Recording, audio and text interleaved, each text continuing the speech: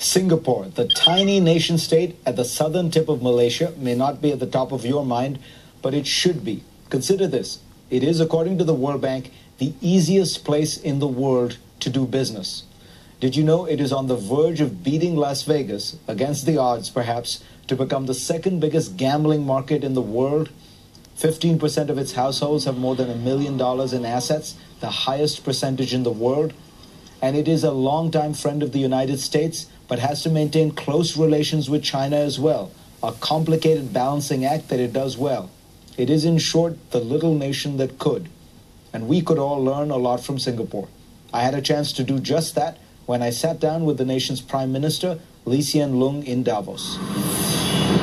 It is a great pleasure to have with us hsien, the Prime Minister of Singapore. Welcome, Prime Minister. Hello. You've always been a very careful watcher of the Chinese economy. So I want to start by asking you, one of the great concerns people have looking out this year is that the Chinese economy is going to slow down, that it has built in certain excesses, that in order to get out of the financial crisis, the government overspent, overlent, and that these excesses are now going to bring some kind of a tough landing, if not a hard landing, in China. What do you think? I'm an optimist on this, fundamentally. I can't say that there will be no bumps in the short term, but I think in the long term the trend will be up. They've built a lot of infrastructure, they have built a lot of capacity in many industries, autos, some of the electronics industries. But it's an economy which is growing very rapidly, urbanizing very rapidly, needing a lot of facilities, whether it's roads, hospitals, schools, houses, by the millions. And every year, 1% of the population is moving into cities, which means 13 million people needing all this infrastructure. So I think that there may be a rough landing, but they will get through it. Let's talk about the other superpower in the Pacific, the United States. The United States has went through a flurry of diplomatic activity, political activity over the last 3 months. The East Asian Summit, ASEAN, the proposal for this new trade area, the Trans-Pacific Partnership, and a kind of military cooperation arrangement that could be described as a military base in Australia. Now the Philippines is talking about perhaps having American troops back. Do you think these moves are stabilizing the Asia-Pacific region? We fundamentally think it's good that America is interested in Asia and in the Asia-Pacific region, and that their presence since the Second World War has been a tremendous benign influence. It's generated peace, stability, predictability, and enabled all the countries to prosper, including China. And I think it's good that America continues to take a close interest in the region, not just on security issues, but also economic issues, and cultural and on a broad range of areas. But it cannot be for a few months at a time in a spasmodic style. It has to be sustained over a long period of time, really over many administrations and decades.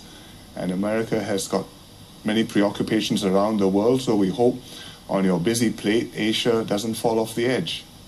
But we are naturally very happy that President Obama and Hillary Clinton have made the effort and have put Asia quite high on their agenda.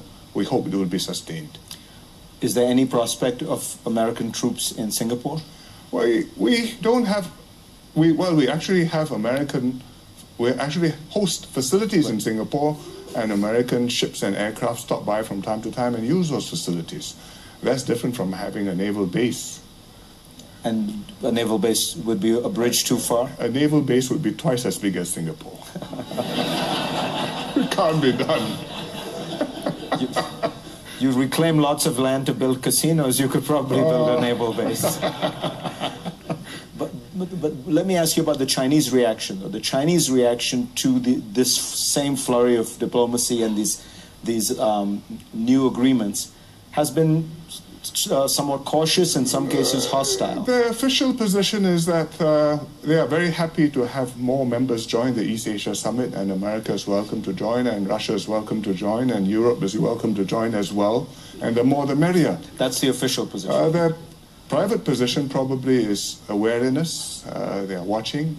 They think that there will be people in America who are not quite happy that China is prospering and would like to hinder that process.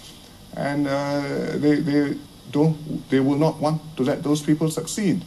So I think that there's cooperation, but there's also watchfulness on both sides. Do you think that Barack Obama has pursued a successful foreign policy in the part of the world you care about? I think he has put a lot of attention on it, and the outcome has been constructive. These are issues which need long-term management, and the most important item to be managed is America's relationship with China. And it hasn't come to blows, although there have been tensions, and that's a positive. Do you think China will be trusted as the dominant power in Asia? If you look at the last year, where China made these pushes in the South China Sea with Japan, with that episode with the ship, it seemed like it provoked a very strong backlash in Asia. Well, every superpower or big country has to be looked on with a certain careful respect by others not quite so huge. Even the United States.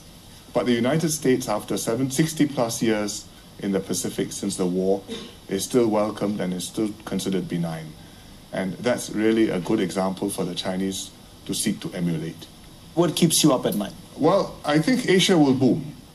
There will be ups and downs. We'll be affected by Europe if Europe goes bump in the night. But if it doesn't, well, there's a certain momentum in the countries in China, in India, in Southeast Asia, which will help to carry us forward. What worries us in Singapore is not that the world will not prosper, but in the ups and downs of the world, a small boat like Singapore, with not very much room to maneuver, can you make sure that every time you catch a wave head on and you are not flipped over? Because once you are flipped over, that's it. As captain of the good ship Singapore, Prime Minister Lee did something virtually unheard amongst world leaders. He took a pay cut, shaving off more than a third of his salary. Why? We'll talk about that and much more when we come back.